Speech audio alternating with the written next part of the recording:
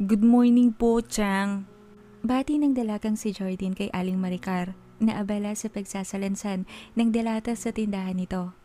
Napahikab si Jordan, kakamulat lang ng kanyang mga mata. Nakaramdam ng panunubig kaya tinungo ang CR na nasa salas pa. Nakita lang ang tiyahin kaya binati ito saglit. Marahas na hinawi ng dalaga ang sabog-sabog, mahaba at makapal na buhok. Saglit tinanggal ang ilang malalaking bahaging tumakip sa mata at sinipat ang tiyahin sa pinagkakaabalahan nito. Nilingon naman siya at sinabing may almusal na sa mesa. Kumain na siya.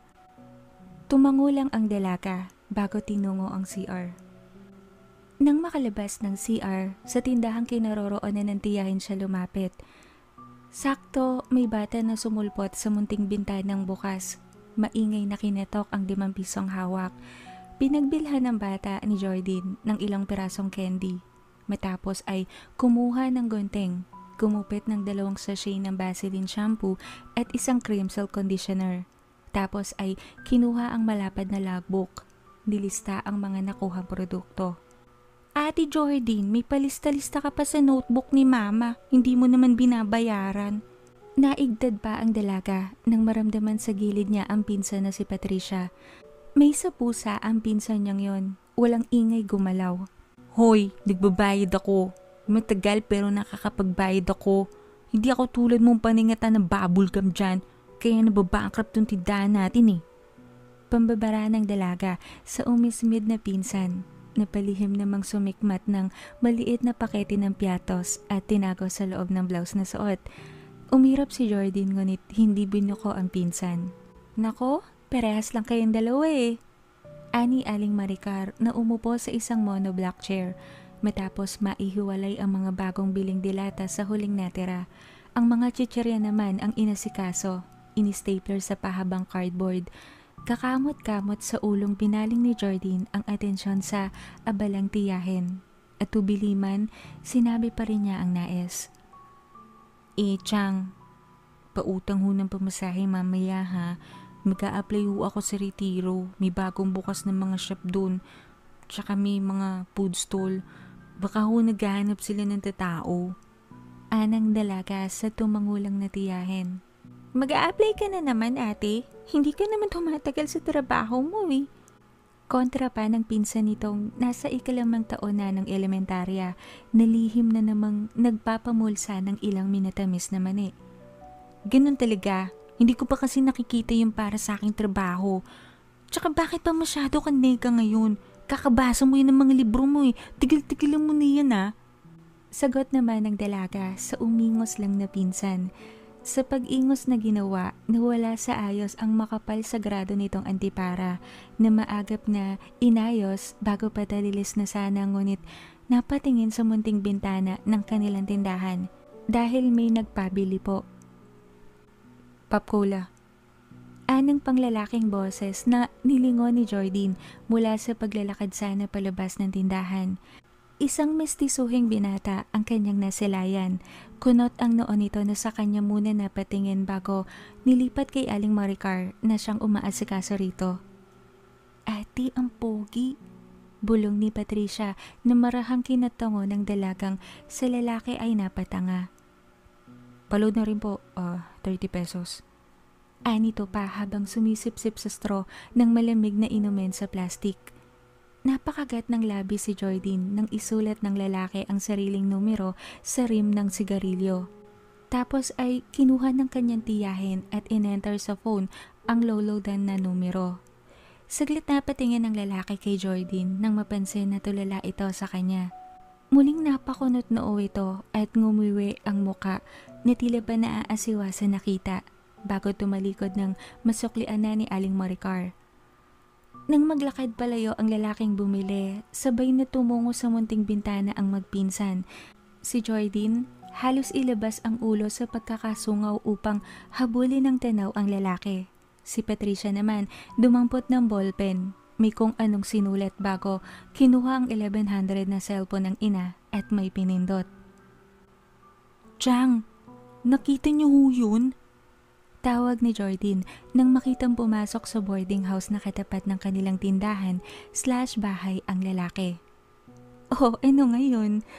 Anang ginang na nangingiti habang sa anak naman saglit tinoon ng mata bago muling tinuloy ang ginagawa. Ang pogi, Chang. Parang hawig ni Piolo Pascual. Parang bagay na bagay siya sa akin. Sagot muli ni Jordan na sa tiyahin na tuwirang tumingin. Bago saglit na natigilan, saka nagpalingalinga. Hinagilap nito ang papel na pinagsulatan ng lalaki. Nang makuha, nagusot ang mukha ng dalaga. Tapos ay isang matilim na tingin ang pinukol niya kay Patricia nang makitang binaboy ang 4 na pagkakasulat nito ng numero. Sinadyang burahin ang huling 4 na numero ng lalaki. Natuon ang mata ni Jordan sa paulodang cellphone ng kanyang tiyahin. Nakapatong sa tabi ng bigasan, ngunit burado na ang sent items, maging ang transaction record sa inbox. Nagdidilim ang paningin na tinuon niya iyon sa kanyang pinsan.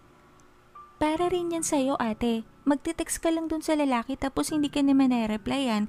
Ending, papasahan mo ng papiso-pisong load pero dead madela ka pa rin. Tulad ng mga tinetext mong poging lalaki na nagpapaload sa atin, concern lang ako sa'yo, ate. Nang aasar na pakli ni Patricia, nananakbo na sa komedor at pumasok sa CR. Mula sa loob, rinig ang malakas na pagbungis-ngis nito. Ibagdarasal ko talaga na magkakapatid ka na para may kakampi naman ako sa bahay na to. Nakairap na sigaw ni Jordan. Tumawa lang si Aling Maricar na patuloy ang ginagawa sa sariling tindahan. Chang, mag-aasawa na ho ako. Liligawan ko yung lalaking yun. Seryoso ang wika ni Jordan na kinalingon ng kanyang tiyahin. O siya, sige. Maligo ka muna. Tapos mag-almusal ka na, ha? Iiling-iling na sagot nito sa napangusong dalaga na sinunod na lang ang payo ng tiyahin. Nang makapaligo at nakapagpihis, agad pinlower ni Jordan ang makapal at mahabang buhok. Bahagyang pinahira ng leave-on tapos ay tinirintas mula bunbunan hanggang dulo ng hanggang bewang niyang haba rin ng buhok. Hindi kasi maaaring ibuhaghag iyon. Nagmumukha siyang bruha. Matitigas pa ang hibla, lakas makadugyot sa paningin. Bakit hindi mo kaya ipariband yan o iparelax ulit para hindi ka na panayban o kaya panay tirintas para mas maayos ang aura mo pag nag-a-apply ka? Ako muna ang sasagot. Ani Aling Maricar sa umiling sa pagtangging dalaga. Huwag na lang ho muna, Chang. Wala pa naman akong pera rito eh. Tsaka mababa ang 3,000 dito. Ayoko naman hong pagupitan ng maiksi lalo kasi kukulot. Magtitigasan na parang mga alambre. Kita nyo nga ho, hindi ko halos masuklay. Pag-iipunan ko na lang ho muna. Tsaka wala pa naman ho akong boyfriend pa ngayon. Mahabang sagot ng dalaga. Bakit aantayin mo pang magnobyo? Hindi ba pwedeng para lang maaliwalas kang tignan? Naiiling na tanong ng tiyahin ni Jordan. Saka na po muna, Chang. Ang dami ko na hong utang sa inyo eh. Ani Jordan pa, nakinakabet ng tiyahin, ngunit hindi na ito sumagot pa. Isang pencil cut na skirt ang sinuot ng dalaga. Hanggang tuhod, tinernohan ng puting blusa at black doll shoes upang madaling mailakad. Inabutan siya ng 500 ng tiyahin bago tuluyang lumabas ng pinto. Tuloy-tuloy sa munting gate na gawa sa Marston mat. Mag-aalas 9 na ng umaga. May ilang agency siyang nakita sa dyaryo na ibig niyang puntahan. Ilang buwan na rin siyang walang trabaho matapos maendo sa isang pabrika ng tinapay. Nahihiya na siya sa tiyahin at tiyuhin. Ito na nga ang nagpalaki sa kanya, pati ba naman ngayong dalaga na siya? Dagdag pasanin pa siya? Hindi na. Saglit lumingali nga ang dalaga sa bawat panig ng kalsada.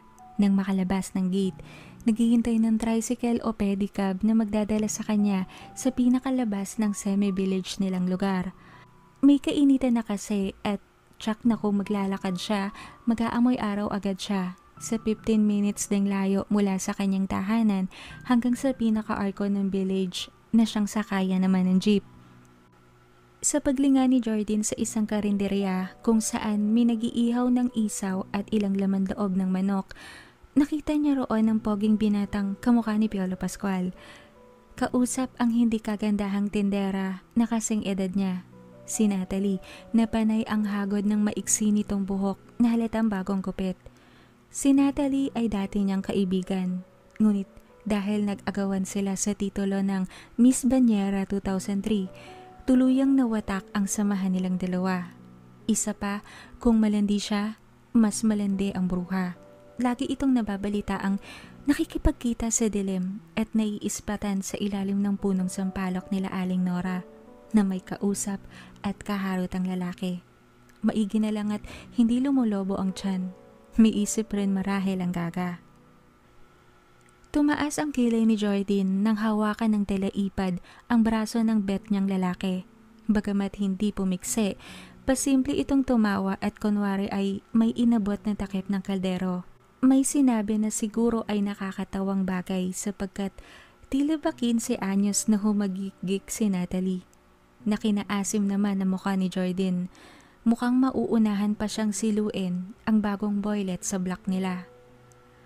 Akmang pabawi na sana ang kanyang mata nang mahagip ng kanyang paningin ang isang maliit na figura ng babaeng nakatayo malapit sa ihawan nila Natalie. Nakatingin kasi ito sa kanya habang lumalapang ng proben. Hawak sa isang kamay ang bote ng sukang may 5 kalamansi at sili.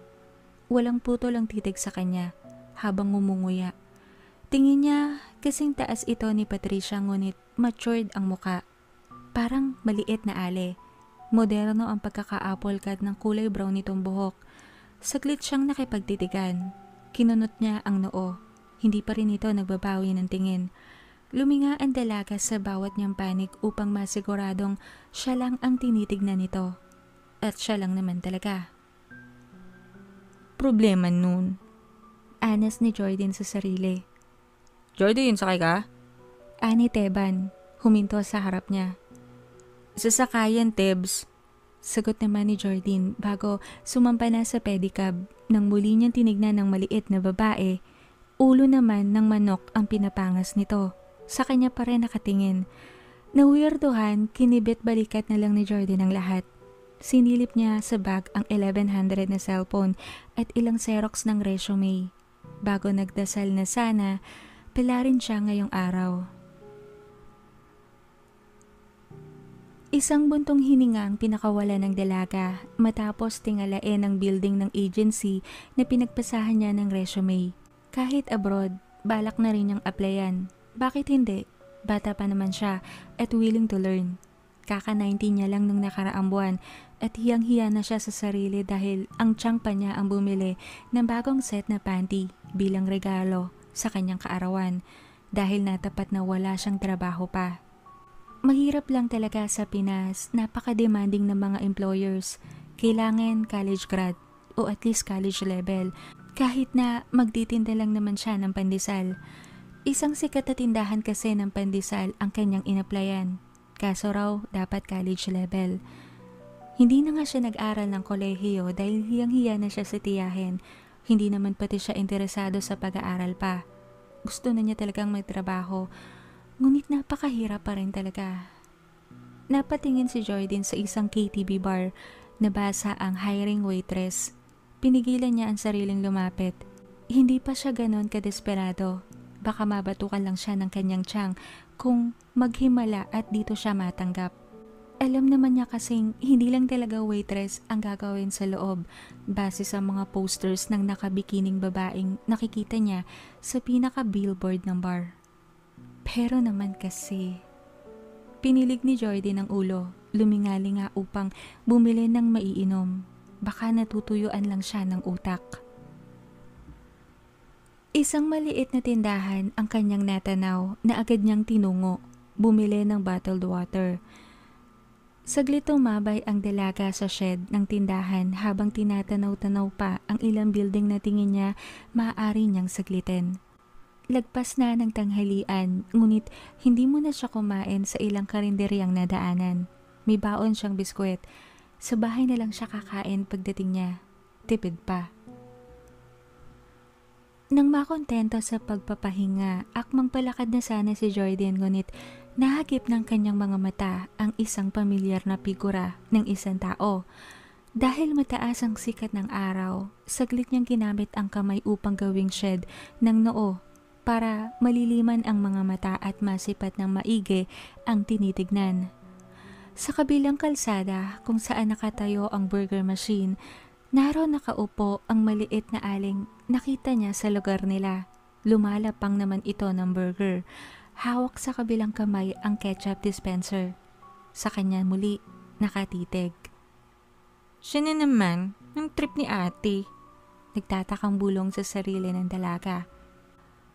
Pag-uway, lumakad siya palayo. Muli niyang sinulyapan ng maliit na babae. Nakasunod pa rin ito sa kanya ng tingin. Sinubukan niyang tumawid sa kabilang kalsada. Sumunod ang mata nito. Tumawid siya muli sa kabila. Sumunod pa rin ang mata. Walang tigil sa pagnguya. May naiwang bahid pa ng ketchup sa kabilang pisngi ngunit tila hindi nito pansin. Basta nakapagkit lang ang mata sa dalagang lumukot na ang muka. Ngunit hindi naman makuha ang sariling lapitan ng estranghera at kumprontahin. Hindi naman siya mukhang may sometimes. Ani Jordan sa sarili bago nagpatuloy na sa paglalakad. Pinales ang kawirdohang dulot ng maliit na aling daig pa ang guya sapagkat panay ang pagnguya. Napatingin si Jordan sa orasang pambisig, mag-aalas 3 na ng hapon. Lumipas na ang kanyang gutom, kakalakad sa pag-a-apply. Umaasa na sana may mag-text man lang sa kanya sa 10 napasahan niya ng resume. Patay ang oras, mangilan-ngilan ang mga tao sa daan at wala halos laman ng mga jeep na dumaraan. Saglit na patanga ang dalaga sa gutter, nag-iisip. Hindi maiwasang magnilay-nilay. Pagkuway napahaplo sa buhok na tinakasan na ng leave-on. Alam niyang bahagyang nangangapal na sa alikabok sa tagal ba naman ng paglalakad niya. Nilalagkit na rin ang pakiramdam niya. Sinilip niya ang cellphone sa loob ng bag. Walang text na natanggap. Bian, wala nang ang trabaho, wala pang syota. Paano tayo niyan, Jordan? Mag-artista ka na lang kaya? Bulong ng dalaga sa sarili habang pinagmamasdan ng dambuhalang billboard ng sikat na artista search na may ongoing na audition. Lihim na natawa si Jordan sa isiping iyon. Nagpa siya na umuwi na sapagkat muling kumalam ang kanyang sikmura. Tinanaw ng dalaga ang paparating na jeep. Sakto, daraan sa lugar niya. Hinintay niyang tumigil sa tapat ng waiting shed na kinaroroonan. Tumigil naman ito at nagbaba ng 3 tao. Napasulyap si Jordan sa upuan ng driver. Sayang, may 2 nang nakasakay. Kaya umikot na lang siya sa likod. Bandang gitna ang pinili niyang lugaran bago sa labas ng bintana tinuon ng atensyon. Sa loob, nasa 6 na tao lang ang nakasakay. Pang-12 ng upuan. Kabilaan, kaya napakaluwag. Saglit luminga ang driver sa loob ng sasakyan. Pagkuway, nagtawag pa ng pasahero. May isang sumakay naman bago umandar ang jeep. Napakunot noo si Jordan nang mapansing humarap ang lalaking katabi niya. Lumagpas ang mata nito sa kanya at tila namilog ang mga balintataw. Napatingin siya sa driver na panay ang sulyap sa rear view. Maging ang 2 katabi nito sa harap, napalingon. Tuwirang tinitignan ng hulihang bahagi ng upuan. Baka sa mukha ng mga ito ang paghanga. May isa pa nga na napanganga. Ngunit marahil naalala na isa sa kagandahang asal na mali ang tumitig ng matagal sa tao. Binawi nila ang mga mata ngunit may ilang panay pa rin ang sulyap sa hulihang bahagi ng jeep. Nakuryoso, luminga din si Jordan. Maging siya, hindi niya mapigilang mapatitig ng matagal. Sapagkat tila may morenong sumakay na basketball player sa loob ng jeep. Nakayuko ito upang maikasya ang sarili. Hukot rin ang matiponong katawan. Sa labas ito ng jeep nakatingin. Bumaba ang mata ni Jordan sa paa nitong nakasuot ng beachwalk na tsinelas na halatang bago. Kulay itim. Pagkuway, dahan-dahang itinaas ang mata sa binte at sa hitang namumutok sa pantalon nitong kulay asul. na matingkad ang pagkakakulay. Simpleng puting t-shirt lang ang suot nito ngunit humahakab ang malapad na katawan. Napalunok si Jordan sa bicep na kahit hindi piniplex, hulmang-hulma naman. Nakapatong ang magkabila nitong sikos sa bawat hita upang mapagkasya marahil sa loob ng jeep. Ang muka, nakapiling sa labas, may tila tinatanaw ito sa nalalagpasan nilang mga kalsada. Bahagyang kumiling ang leeg nito, dahilan upang bumagsak ang nakapanali nitong buhok mula sa likod patungo sa dibdib. Hindi maiwasan ni Jordan na haplusin ang dulo ng nakatirintas niyang buhok habang pinagmamasdan ang tila pang commercial na buhok ng lalaki. Mahaba, tingin niya hanggang siko ata yun. Alaga yan sa rebound. Bulong pa konsuelo ni Jordan sa sarili upang hindi maging bitter sa nararamdamang inggit. Nang kumilos ang lalaki, binawi ni Jordan ang paningin, biglang linga sa unahan na tila siyang galaw rin ang mga kasama niya sa loob.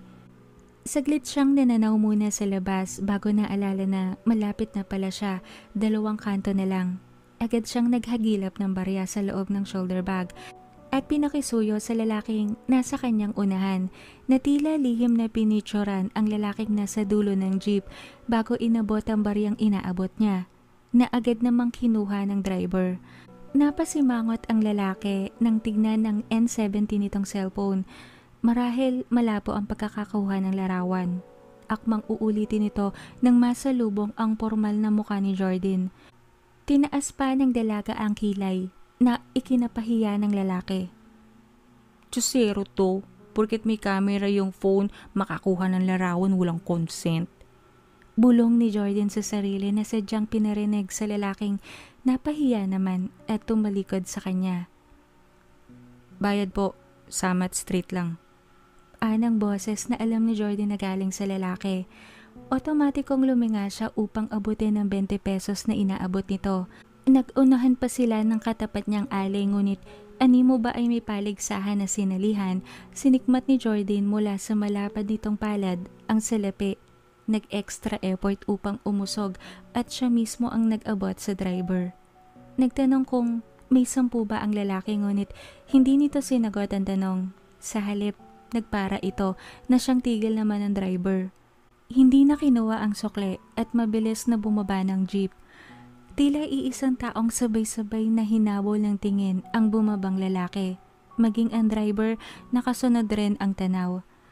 Saglit nilang pinanood ito na naglakad bago lumiko sa isang kanto at tuluyang nawala na sa kanilang paningin. Ang gwapo, artista ba yun? Anang ali na inagawan ni Jordan ng moment sa pag-abot ng bayad ng tinatanaw nilang lalaki. Ang tangkad. Tangay na 7-footer yun. Parang basketball player. Anang isang lalaki naman na nasa unahan ni Jordan. Bahagyang napangiwi ang dalaga nang mapakagat ito sa ibabang labi. Kaya pala nagnais na kuhaan ng larawan, betsong yung lalaking matangkad. Muling umandar na ang jeep, ngunit panay pa rin ang komento ng mga nakasakay. Puwera kay Jordan. Bahagya siyang nainggit. Hindi niya kasi napagmasdan ng matagal yung lalaki dahil abala siyang agawin ang bayad nito. Sa aling aabot rin ang bayad. Tuloy, hindi siya makarelate at walang maiambag. Parang naging out ka siya bigla sa cool group na biglang nabuo sa loob ng jeep. Ang nasulyapan niya lamang kasi yung prominenteng panga at matangos na ilong. Ngunit tingin niya sapat na iyon upang pumasa ang lalaki sa 3 pamantayan ng Adonis para sa mata ng mga tao. Tall, dark, and handsome. Nang makitang malapit na siya sa lugar na bababaan, agad siyang pumara. Para kasing absorb ang driver sa pakikipag-usap sa mga pasahero at baka makalagpas pa siya. Nakakatamad pa naman ding maglakad na mahaba.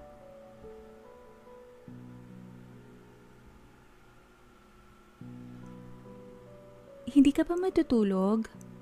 Tanong ni Aling Maricar sa pamangkin na nagbabasa na naman ng dyaryo sa salas. May hawak na ballpen, naghahanap ng hiring. Hindi pa po ko inaantok. Magsasara na po ba kayo? Ako na lang po yung magsasara, Chang. Alas 9 pa lang naman. Ani Jordan sa napangiting tiyahin. Yun nga sana ang sasabihin ko sa'yo eh. Maaga kasi kung nagising kanina. Kahit 40 minutes ka lang tumambay, tapos magsara ka na para hindi ka naman masyadong mapuyat. Aalis ka ba bukas? Tanong nito sa pamangkin na tumango. Pagkuway tumayo at tinungo ang tindahan. Umupo sa monoblock. Dala ang dyaryo pa rin. Opo, sana. May tira pa naman po akong pamasahe. Magbabaon na lang po ako ng merienda. Bala ko pong rampahan yung kamuning. Sige na po, Chang. Ako na lang pong bahala rito.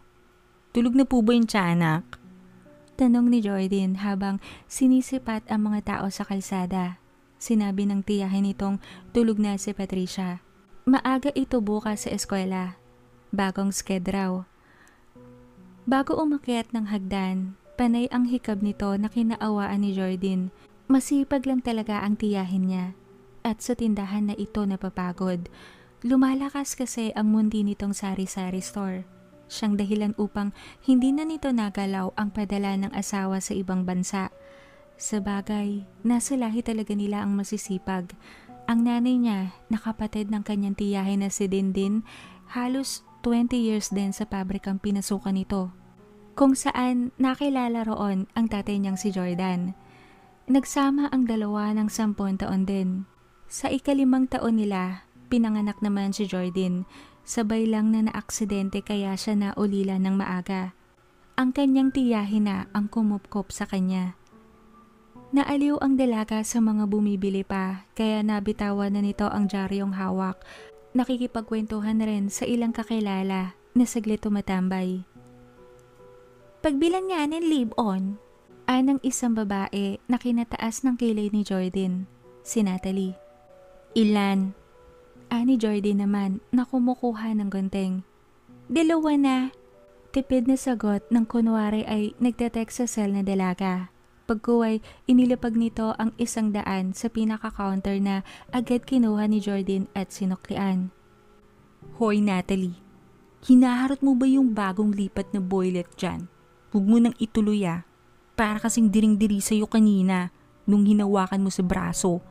Huwag mong gagayumahin yun pag bumili sa'yo ng ulam Gawain mo yun Asar ni Jordan habang nilalagay sa counter ang sokle at binili ni Natalie. Iyan naman tayo Sino ba ang tinanghala Miss Banyera 2003 sa atin? Ako, diba? Nagtataka ka pa ba kung bakit bet na bet ako ng mga kalalakihan dito sa atin? Liyab ang dibdib na pagmamalaking sagot ni Natalie. Anong bet na bet yung pinagsasasabi mo? Para ka lang yung karinderya nyo. Bukas sa lahat ng gustong lumapang. Pakli ni Jordan sa napamaywang naman na babae. Naiinggit ka lang sa akin dahil maraming gustong lumapang sa akin. Palibasa ikaw walang nagkakagusto sa'yo. Rebatal naman ni Natalie. Hoy, may nagkakagusto sa akin Iyoko lang i-broadcast. Baka kasi tumirik ang mata mo sa inggit. At saka natigil ang sasabihin ni Jordan nang mamataang dumaan ang aling maliit na maghapon na ata niyang nakikita kung saan-saan. Kunot noong hinabol niya ng tanaw ito nang lumagpas sa kanilang tindahan. Muli, may kinakain. Ngumangasab ng pinya. Buo. Nang ibalik niya ang atensyon kay Natalie, nakatalikod na ito. Naglalakad palayo. Hoy! Hindi pa ako tapos, Natalie! May sasabihin pa ako! Wait ka lang! Tawag pa ng dalaga na hindi naman siya pinansin. Halos ilabas ni Jordan ang ulo sa munting tanggapan ng kanilang tindahan, ngunit hindi na niya mapabalik ang dating kaibigan. Nang hagilapin ang kanyang mata ang aling maliit, nabigo naman siyang makita ito. Dismayadong bumalik sa pwesto ang dalaga. Gabing-gabi, Pinya. Saan naman niya nakuha yun? Napapakamot na komento ng dalaga na lang. Saglit pa niyang sinilip ang munting bintana. Wala talaga. Naisip niyang baka bagong salta ito marahil sa kanilang lugar. Ano kayang pangalan ng babaeng yun? Nagpurga na kaya yun sa sarili? Parang wala kang busugan, kain ng kain. Hindi na nabigyan ng espasyo ang isiping iyon sapagkat may ilan pang bumili na agad inasikaso ni Jordan. Dumaan ng hindi namamalaya ni Jordan ang mga oras. Kung hindi pa siya napatingin sa oras ang pangdingding, hindi pa niya malalamang mag-aalauna na ng madaling araw. Litong napatingin siya sa kulay pink na arenolang pinaglalagyan ng barya at napagbentahan. Halos naka 800 din ang dalaga. Pinili niya ang mga perang papel at nilagay sa taguan ng pera ng kanyang tiyahin. Tinira lang niya ang mga barya. Pagkuway, kinuha ang kandado at susi sa lagayan nitong eskaparate. Tuloy-tuloy na lumabas ng bahay. Tumungo sa harapan ng tindahan at binaba ang lagpas sa isang dipang roll-up ng kanilang tindahan. Nilak ang bawat gilid. Nang matapos, saglit pang lumingalinga ang dalaga sa bawat panig ng kalsada. Wala na halos tao siyang nakikita, maging sa basketball court, patay na ang ilaw. Sarado na rin ang ihawan nila Natalie. Nang makontento sa pag-scout ng lugar na animo ba ay barangay tanod, tuloy-tuloy na pumasok sa kasintaas niya na gate. Siniguradong sarado yon. Pagkuway tumungo na sa loob ng bahay. Nagpatay na ng ilaw sa salas. Samantala, sa likod tindahan naman ng nakasarang karinderya nila Natalie, isang lalaki ang patalilis na tumungo roon. Nagpalingalinga ito, tumingala sa mababang bubungan. Mahabang iskinita na ang likod bahay na iyon. Matataas na kabahayan kasi ang nakapalibot sa karinderya. Sarado ang isang panig, may gate na bakal kung saan patong-patong ang mga drum ng mantika, ilang nakagapos na galon ng toyo at suka. May isang malaking drum na kulay asul, lagayan ng tubig. May mahinang liwanag ng bumbilya sa gilid ngunit agad rin namang namatay. Napangiti ang lalaki nang tuluyang dumilim ang munting espasyo. Lalo nang makita ang gripo di kalayuan, isang rolyo ng hose at malaking pakete ng detergent soap. Saglit niyang kinapa sa bulsa ang tiniklop na itim na garbage bag at ilang sako. Nang makitang papalapit si Natalie, tanglaw ng pusikit na liwanag galing sa 1100 nitong cellphone. Umusal ng ilang dasal agad ang lalaki upang maging tahimik ang ingay na manggagaling sa kanilang kinalalagyan. "Kinina ka pa?" Malanding bati ni Natalie sa lalaking napangiti ng matamis. Pinatay ng dalaga ang ilaw ng cellphone at binulsa. Binuka ng lalaki ang mga braso. Agad tumungo roon ang dalaga. Ang babae ang lumingkis. "Ayan ha, nung sinabi mong magpagupit ako, sinunod agad kita." Nakangusang tingala nito sa tumitig lang sa kanyang lalaki. "Nakipag-break na rin ako kay Dodong kanina, kaya pre na tayo." Anang dalaga pa sa tumangong lalaki. "Pero wala ka pang sinabihan tungkol sa atin?" Tanong nito habang tinataas ang maiksing blouse ng dalaga. Sinabi ni Natalie na wala. Kasi naman, kahapon lang sila nagkakilala. Ni sa kapatid nito wala siyang binabanggit. Lalo at hindi pa naman sila nakakapalitan ng number. Lalong lumapad ang ngisi ng lalaki sa dilim. Umusli sa isang daliri nito ang metalis na kuko. Gamit yon, pinigtas ang hook ng bra ng dalaga. Bago nagmamadaling tinanggal ang suot nitong pang-itaas. Isinandal sa matabang drum na kulay asul. Bago pinagpala muna ang malulusog na dibdib.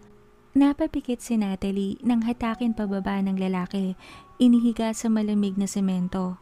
Saglit humiwalay ang lalaki sa nakahigang dalaga. Naulingan ni Natalie ang pagkalag ng sinturon nito na agad niyang kinakilos rin upang hubarin ang miniskirt na suot, maging ang pangloob. Ang nakangiting mga labi ng dalaga ay nabura nang makakapa ng mabalahibong katawan. Ngunit hindi na dito nagawang magtanong sapagkat may matatalas na kukong bumaon sa kanyang dibdib. Mabilis na dinukot ang puso niya. Sumigok pa si Natalie ngunit hindi na iyon nagtagal sapagkat agad tinagpas ng lalaki ang kanyang leeg. Di kalayuan sa bahay nila Jordine, umupo ang aling maliit sa balkonahe ng apartment na pinili niyang okupahin. May bitbit itong putlong. Kumakain na naman. Habang pinagmamasdan ng bintanang bukas pa rin ang ilaw, tila hinihintay iyong mamatay. Mula sa bahay na tinitignan, nakuha ng kanyang atensyon ang isang sasakyan na walang plate number na huminto sa tapat ng karinderyang sarado. Bumukas ang pinto nito at agad sumakay ang isang mabilis na nilalang na may bitbit na malaking itim na sako. Sumara at muling tumakbo ang sasakyan. Naiiling pa ang Aling Maliit nang makita ang umaagos na tubig sa gilid ng karinderya. Mabula ngunit kulay dugo ang tubig. Napatigil ang pagkagat niya sa kinakaing putlong. Tila nawala ng gana na binaba ang pagkain sa kandungan. Dinaanan ng pag-aalala ang kanyang mga mata. Sadyang matalino na rin talaga ang ilang aswang ngayon. Sumasabay na sa modernisasyon. Wala tayong pakialam sa diskarte ng iba. Ang tiyan na kumakalam, kailangan lamanan. Narito tayo para sa kanya. Anang tinig na hindi na kinagulat pa ng Aling Maliit, ni hindi niya na rin iyon nilingon. Sa bagay, wala naman siyang magagawa sa bagay na yon. Ano ba naman ang magagawa niya? Tao lang siya. Nang mamatay ang ilaw sa silid na kinalalagyan ni Jordan, tumayo ang Aling Maliit. Ang kasama niya ang bahala sa magdamag. Siya naman ay sa umaga lang ang toka. O paano? Magandang gabi. Aniya sa lalaking sa bahay nila Jordan nakatingin. Luminga ito sa kanya. Nalaglag ang malaking bahagi ng malakortina nitong buhok na tumabing sa prominente nitong panga bago tumango. Binalik ang itimang balindataw sa bahay ng dalaga.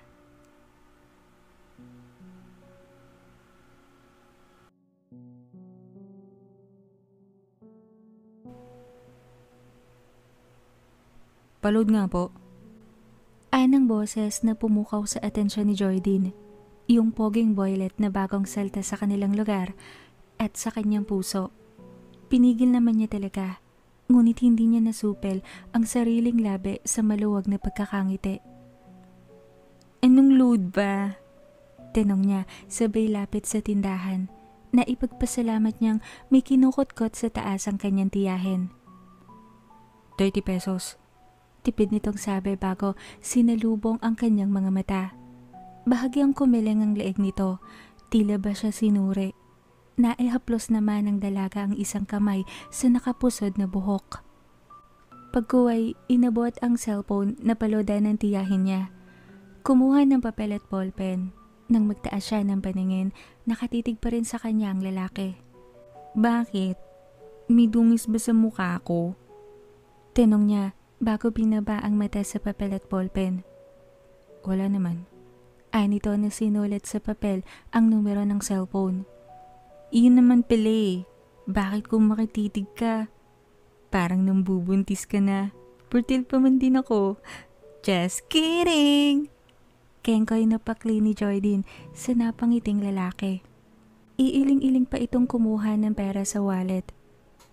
Ang cute mo naman ngumiti. Text mo mama mo mamaya ha pag uwi mo. Ani Jordan na kinakunot ng noo ng lalaki sa dalaga. Kasi dahil sa kanya, sinilang kanya sa mundong ito at nakumpleto ang buhay ko. Just kidding! Again! Muling hirit ni Jordan na kinatawa naman ng lalaki. Anong pangalan mo? Tanong lang lalaki na agad kinakislap ng mga mata ni Jordan. Jordan, ikaw? Sagot agad ng dalaga na ina-enter na ang number sa cellphone. Jordan? Saan nakuha ang pangalan mo? Parang bago kasi sa pandinig ko eh. Anang lalaki na muling tinoon ang itimang mga mata sa dalaga. Ang nanay ko kasi, din yung pangalan. Ang tatay ko naman Jordan. Sobra silang nagmamahalan kaya pinagsama nila yung pangalan nila. Kaya naging Jordan ako. Pakyut na sagot ng dalaga. Nico naman yung name ko. Palagay na wika ng lalaki na bahagyang sinandal ang balikat sa grills ng tindahan. Nico pala yung pangalan mo. Akala ko kasi Piolo. Papasa kasi kayong magkapatid. Pero mas gwapo ka. Ngumiti ang lalaki. Pagkuway muling binalik ang mata sa dalaga. Ilang buwan lang ako dito. Dyan sa boarding house. Nag-a-apply kasi ako pa abroad. Naghihintay na lang ako ng date ng alis. So paano? Nice meeting you, Jordan. Anito bago kinindatan ng dalaga at tumalikod na. Nagkandahaba pa ang leeg ng dalaga sa pagtanaw sa lalaking palayo nang maramdamang lumapit ang tiyahin sa kanyang tabi. Ano nga ulit yung hirit mo? Pasalamatan niya ang nanay niya. Ano? Nakangiting tanong ng tiyahin sa dalaga. Kasi binuhay siya. Nakumpleto ang mundo ko. Pakli ni Jordan na napapakamot sa batok. Ang baduy mo. Natatawang wika ni Aling Maricar na kumuha ng royal sa rep. Tiyang naman, huwag niyong minamaliit yung mga pick-up lines ko. Effective halos sila pag tama ang bitaw. Kaya nga ako nagka-boyfriend dahil dun eh. Seryosong wika ng dalaga na inabot ang royal na iniinom ng tiyahin. Lumagok din. Nga pala, nabalitaan mo na ba? Nawawala raw si Natalie. 3 araw na. Kwento sa akin ni Manang Gareth. Patay raw yung cellphone pag tinatawagan. Bukas ng paksa ni Aling Maricar. Bagamat natigilan saglit, hindi naman kinabahala iyon ni Jordan. Kilala talagang gala si Natalie. Kung saan-saan itong grupo sumasama. Palabarkada. Ngunit nagpapaalam naman sa nanay nito. Baka po nakipagtana na. Inais ko pa siya ng mga chismosa sa sugalan nila Bisugo nung nakaraan eh. Kaya siguro nagpatay ng cellphone, natakot kay Manang Gareth. Konklusyon ni Jordan na saglit na paisip. Nakausap niya lang yung babae nung nakaraan. Kahit na, sana nagpaalam siya. Nag-aalala din ang nanay niya, no? Naku, wag mong gagawin sa akin yun, Jordan, ha? Ayoko sa lahat yung nag-overthink. Babala naman ng tiyahin na nagbuklat-buklat ng ilang notebook ng pautangan.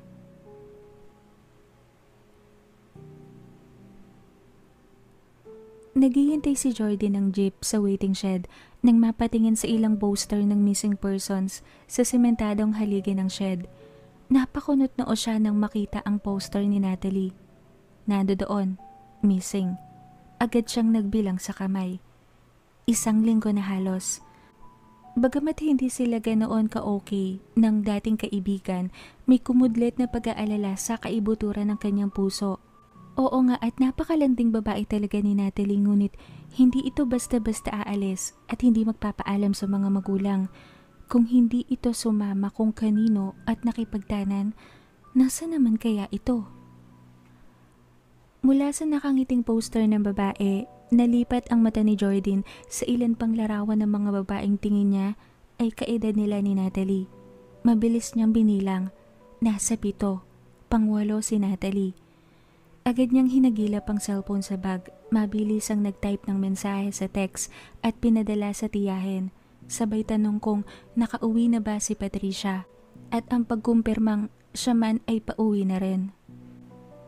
Pagsakay sa jeep, naigtad pa si Jordan ng makaupo sapagkat katabi niya si Nico na nagulat ng malingonan niya. Nahaplos muli ni Jordan ang buhok na bagamat takatirintas, alam niyang wala na sa ayos. Pauwi ka na din pala. Anito sa dalagang nangiti saglit pagkuway nag-abot ng bayad sa driver. Oo, nagpasa ako ng resume dyan sa Kamuning. Ikaw, galing ka ba sa agency niyo? Balik tanong niya sa lalaki na bahagyang umusod ng konti palayo sa kanya. Humampas kasi ang dulo ng buhok nito sa leeg ng lalaki na tila hindi nito nagustuhan. Sorry. Hinging paumanhin ni Jordan bago hinawakan ang buhok na muling gumalaw. Alam mo, bagay sa'yo yung maiiksing buhok. May kabilugan kasi yung mukha mo saka nasabi ko na ba sa'yong weakness ko sa babae yung litawang batok? Anito na kinatulala ni Jordan kay Nico. Ganun? So ano to? Emu na ba tayo niyan? Nangingiting tukso ng dalaga, sa muli ay tumawang si Nico. Kung magpapagupit ka, bakit hindi? Kindat pa nito, sinamulang pisngi ni Jordan. Seryoso pa talaga yan? Marupok ako eh. Baka mamaya naman. Ani Jordan na napahawak sa dulo ng nakatirintas na buhok. Bakit hindi mo subukan? Nahihiya lang talaga akong mag-reply sa'yo ng nakaraan. Saka busy din ako eh. Ngayon lang kita napagmasdan na maigi. Maganda ka pala. Ani Nico na saglit pinagmasdan ang namumulang pisngi ni Jordan. Lihim itong nangiti bago binalik sa daan ang atensyon. Pagbaba ng dalawa sa arko ng semi-village, Sinabi nitong may daraanan pa sa kabilang ibayo. Mauna na si Jordan umuwi. Bagamat nadismaya sapagkat akala niya sabay silang papasok ni Nico at tatambay muna saglit sa tindahan, kinibet na lang iyon ng dalaga. Nabubulagan siya sa matinding kagwapuhan ng lalaki. Iyon pa naman ang kahinaan niya. Iyong mga gwapo. Nakangiting naglakad si Jordan papasok ng kanilang lugar. Hindi na inintindi na maglalakad na mahaba. Maaga pa naman, wala pang 4:00 ng hapon. Nang makauwi, naabutan niya ang mag-ina na nagmemeryenda sa salas. Agad natuon sa mukha ni Patricia ang atensyon ni Jordan. Nakabusangot kasi ito. Tinanong niya ang tiyahin kung ano ang dahilan. May kumopya raw sa idea nila sa sining. Balak nilang magdula-dulaan para maiba. Yung ibang grupo daw kasi, sasayaw, kakanta. Tapos sila Patricia naman, stage play. Kaso may gumaya. Snow White din yung pinili ng grupo, kaya bagong isip ulit sila Patricia. Paliwanag ni Aling Maricar sa dalagang tumungo sa rep at kumuha ng tubig na malamig. Ang nakakainis kasi ate, lagi na lang ganun ang diskarte nila Andeng. Laging ginagaya yung style ko, walang originality, sinusuportahan naman ng mga tagasunod niya. Nakakainis lang! Iyamot na patuloy ni Patricia habang ngumunguya ng ensaymada. Hiyaan mo na lang yun. Gumawa ka na lang ng bago. Dapat nga matuwa ka kasi ginagaya ka. Ibig sabihin, hinahangaan ka nila. Tapos tropahan pa sila. So parang may fanbase ka na. Hindi mo ba alam yung kasabihang the best flattery is plucked together? Nakataas ang noong litanya ni Jordan na sabay kinatingin na mag-ina sa dalagang hindi gumamit ng baso at nilagok ng dire-diretso ang tubig sa pitsil. Alam mo Ate Jordan, masakit na nga ang ulo ko kakaisip sa mga panibagong diskarte, lalo mo lang dinadagdagan sa mga misquotes mo. Imbento mo na naman yan eh. Niyayamot pa rin wika ni Patricia. At least original. Nasa lahi talaga natin. Tama naman ako tiyang di ba? Baling ni Jordan sa tiyahin na napahilot sa bawat sentido. Nang walang reaksyon ng tiyahin, nagpaalam ang dalaga matapos makapagpalit ng damit. Tutunguhin ang parlor malapit sa kanilang lugar.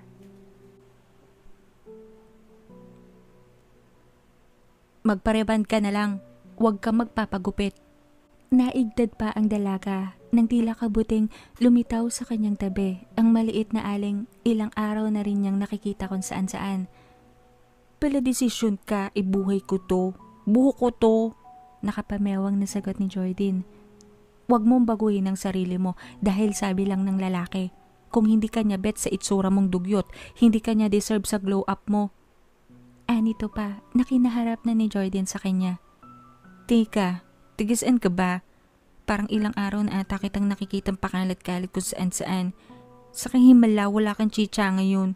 Nagpurga ka na, no? Usisa naman ni Jordan sa aling maliit. Nangangasera ako dyan sa kabilang kanto, pansamantala. May susunduin ako eh. Konti na lang ang budget ko kaya nagtitipid ako. Sagot nito na kinataas ng kilay ng dalaga. Bakit nga pala nakikipag-usap ka sa akin? Close ba tayo? Sa halip na sumagot, umismid na lang ang aling maliit. Tinignan siya sa paraan na parang matagal na siya nitong kilala. Bago nilipat ang mata sa mga posters na nakadikit sa salamin ng parlor na kinatatayuan nila. Magpareband ka lang, sayang ang buhok mo. Pakikialam muli nito si dalaga. Ayoko nga eh. Gusto ko yung pixie cut. Yun ang gusto ni Nico my loves. Katuwiran ng dalaga sa estrangherang pakialamera. Akmang papasok na siya sa pinto ng salon nang hatakin nito ang braso niya. Magmumukha kang bunot no na hindi natreman, maniwala ka sa akin. Habol pa nito na pinigil ang dalaga sa pagpasok. Kapag hindi bumagay sa'yo, mahirap nang ibalik yon. Anong gagawin mo? Paano ka makakapag-apply sa trabaho? Sa bahay ka na lang yan, hintayin mong humaba ulit o baka magpipilo ka na lang. Dire-diretso nitong wika na tuluyang kinatigil ni Jordan sa pagpasok sa loob ng salon. Alam niya ang sinasabi nito. Kahit kailan hindi pa siya nagpaikse ng sobra sapagkat hindi nga bumabagay sa kanya. Ngunit muling umalingaw-ngaw ang sinabi sa kanya ni Nico na bagay sa kanya ang maiksing buhok at weakness nito ang lantaran na batok. Ano pa bang ibig sabihin nun? May something na sila. At sino ba siya para tanggihan ang love life na kumakaway na sa kanya? Pag nagkataon, si Nico ang pinakagwapo niyang magiging jowa. Yung mga nauna kasi, medyo lang ang datingan. Pero si Nico, pangrampa. Sayang nga lamang at hindi niya mahagilap si Natalie. Hindi man lang niya maiinggit ang hitad. Hindi na niya pinansin ang aling maliit. Nagtuloy-tuloy siya sa loob ng parlor. Sinara ang glass door.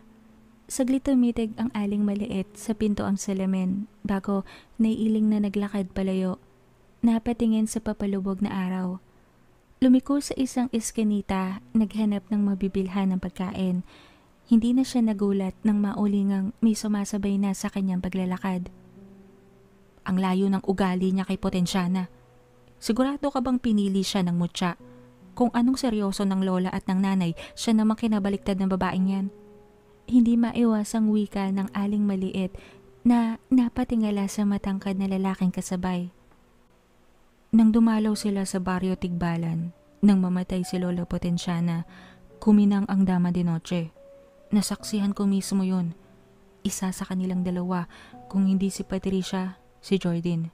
Kailangan lang natin silang madala sa baryo Tigbalan upang makasigurado.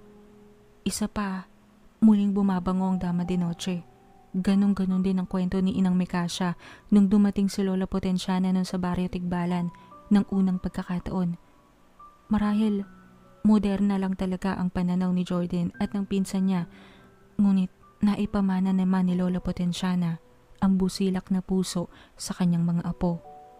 Isa pa, hindi mo pa napapansin, nilalapitan ang magmamana ng mutya ng mga aswang na tila ba alam nilang si Jordan ang magmamana ng mutyang muling bumalik sa Dama de Noche nang mamatay ang kanyang lola. Bilang bagong pinuno ng mga Tikbalang, ipagpapatuloy ko ang naumpisa ng aking mga magulang. Poprotektahan ko ang magmamana ng mutya at ang aming teritoryo. Anang matangkad na lalaki. Nagkibet ang aling maliit. Hindi lang talaga siguro siya sanay. Ibang-iba kasi si Potensyana kaysa kay Jordan. Ngunit naririto siya dahil na rin sa matanda. Labis ang kanyang respeto at paggalang kay Potensyana na kahit malaya siyang gawin ang nais niya sa buhay, mas pinili niyang samahan si Matayos, ang kasama niya ngayong Tikbalang, upang mahikayat si Jordan na tanggapin ang mutya. Sana nga kumampi sa kanila ang kapalaran. Ngunit sa nakikita niya, parang tagilid ata sila. Lihim na napubuntong hininga ang aling maliit bago pumasok sa gate ng kanyang inuupahang silid, pansamantala. Madilim na nang lumabas si Jordan, hindi maipinta ang kanyang muka, ngunit wala na siyang magagawa. Ang pixie cat ay tila naging gupit 7. Mukha siyang tomboy na may malusog na dibdib. Sising-sisi siya kung bakit naman kasi biglaan ang kanyang pagpapasya. Parang ayaw na tuloy niyang umuwi sa bahay dahil alam niyang gugulong sa kakatawa ang mag-ina kapag nakita ang bago niyang gupit. Panay ang sabunot niya sa buhok habang naglalakad. Panay ang sisi sa sarili. Jordan? Tawag ng pamilyar na boses na nagpalingon sa dalaga. Si Nico. Nangingisla pa mga mata nito. Tatakbo siyang nilapitan. Napayuko naman ang dalaga. Nahaplos pa ang batok na may ilang hibla pa ng buhok na hindi nalinis. Bagay sa'yo. Anita na kinataas ng mukha ni Jordan. Ang lahat ng pagsisisi niya ay nawala. Bigla-bigla, handa na siya ulit humarap sa magulong mundo. Talaga ba? Hindi ba ako mukhang 1-day-old na chicken? Paninigurado niya sa umiling ng sunod-sunod na lalaki. Hindi, bagay sa'yo. Umaliwala sa mukha mo. Bola pa nito si Delaga pagkuway lumingalinga sa paligid. Bakit? Ani Jordan na napagaya sa lalaki sa paglinga. Sa halip na sumagot, mabilis na hinalikan ni Nico ang dalaga. Open mouth, nabasa ang mga labi ng dalagang natigilan. Huy, ang bilis mo naman. Panagutan mo yun Ani Jordan na pinadyak-padyak pa ang isang paa. Natawa ang lalaki bago hinatak si Jordan sa isang bakanteng lote. Huy, Nico, inong trip to? Wait lang, di pa ako nagtutoothbrush. Kinikilig na wika ni Jordan, ngunit nagpahatak naman. Sa magkakatabing puno ng santol siya dinala ni Nico. Lubhang malayo ang bahay na susunod mula sa kanilang kinatatayuan. Madilim na. Sinandal siya ni Nico sa malapad na katawan ng santol. Bahagyang napamaang si Jordan nang mapansing tila bumubuka ang labi ni Nico na animo ba ay may sinasabing hindi niya marinig. Walang tinig. Nagdadasal ka ba? Saka, bakit dito? Maraming higa dito. Pabulaklak na yung mga santulo. Kakatihin tayo lalo. Ikaw hindi mo naman sinabing mahilig ka pala sa mga ganitong setup. Pero type ko. Kinikilig na wika pa rin ni Jordan. Dalawang kamay na hinawakan ni Nico ang batok niya. Hindi na ito nakangiti, ni hindi na nangungusap ang mga mata. Sa halip, titig na titig ito sa mukha ng dalaga. Hoy, huwag naman tayong masyadong serious. Baka madala tayo sa emergency niyan. Ani Jordan pa, ngunit kiniling lang ni Nico ang ulo. Sa halip na sumagot, pinikit ng lalaki ang mga mata at takmang ilalapit ang mukha kay Jordan na siyang ginaya naman ng dalaga. Nico, sure ka ba talaga? Dito? Wala pa akong kinakain mula kaninang tanghali. Pero sige, go! Ng dalagang napahawak sa bawat bewang ni Nico. Inusli pa niya ang nguso. Ngunit hindi dumating ang hinihintay niyang halik. Sa halip, isang nakakatulig na singasing ang kanyang narinig. Nagmulat ang dalaga at natulala nang makitang nakatusok sa muka at leeg ni Nico ang napakaraming hibla ng buhok. Mga buhok na galing sa kanya.